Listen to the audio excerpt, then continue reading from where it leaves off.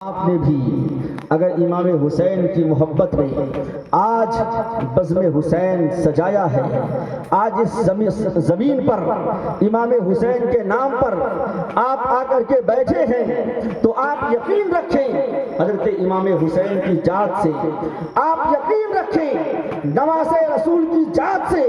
آپ فرماتے ہیں کہ ہم اپنے اوپر کسی کا احسان زیادہ دیر ادھار رہنے نہیں دیتے، زیادہ دیر ادھار رہنے نہیں دیتے۔ اگر آپ کے دل میں بھی امام حسین کی محبت ہے تو حضرت امام حسین اس محبت کو ضائع ہونے نہیں دیں گے۔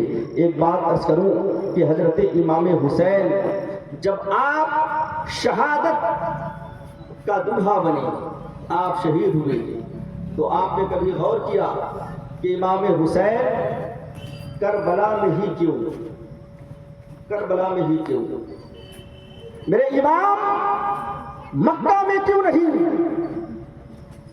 مدینہ میں کیوں نہیں؟ مدینے میں تو روضہ رسول بھی ہے، مکے میں جلال خدا ہے، مدینے میں جمال مصطفیٰ ہے۔ امام آپ نے کربلا کا ہی انتخاب کیوں فرمایا؟ مکے میں آپ کی شہادت کیوں نہیں ہوئی، مدینے میں آپ کی شہادت کیوں نہیں ہوئی؟ حضرت امام حسین سے عالم تصور میں جب میں نے پوچھا، میرے امام کہتے ہیں کہ سنو، عمارت جتنی اونچی ہوا کرتی ہے، عمارت جتنی بلند ہوا کرتی ہے، اس کے لیے ویسی زمین کی بھی ضرورت پڑا کرتی ہے، ویسی زمین کی ضرورت پڑا کرتی ہے۔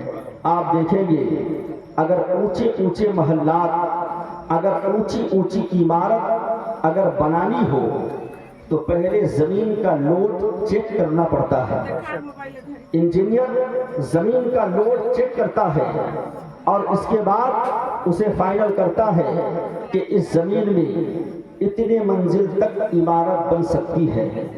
اگر زمین دلدل ہو، اگر زمین کمزور ہو تو اس میں اونچی عمارت نہیں بن سکتی۔ اونچی عمارت بننے کے لیے زمین مضبوط چاہیے میرے امام۔ مگر میدان کربلا کی مٹی کو کون چیک کیا؟ اس وقت تو کوئی انجینئر نہیں تھا، کوئی کمپیوٹر بھی نہیں تھا، مگر کربلا کی مٹی کو چیک کس نے کیا؟ تو امام فرماتے ہیں کہ یاد کرو حضرت جبریل نے جب کربلا کی مٹی لا کر کے میرے نانا کو دیا تھا، نانا جان کے سامنے حضرت جبریل نے مٹی لا کر کے پیش کیا اور نانا جان نے چیک کر کے بتا دیا کہ حسین تمہاری شہادت میدان کربلا میں ہونے والی ہے۔ تو امام حسین فرماتے ہیں کہ دین اسلام سے اونچا، دین اسلام سے اونچا کوئی عمارت نہیں ہو سکتا اور کربلا کی مٹی سے مضبوط کوئی مٹی نہیں ہو سکتی۔ اس لیے کربلا میں حضرت امام حسین کی شہادت ہوئی۔ ایک بات اور عرض کروں،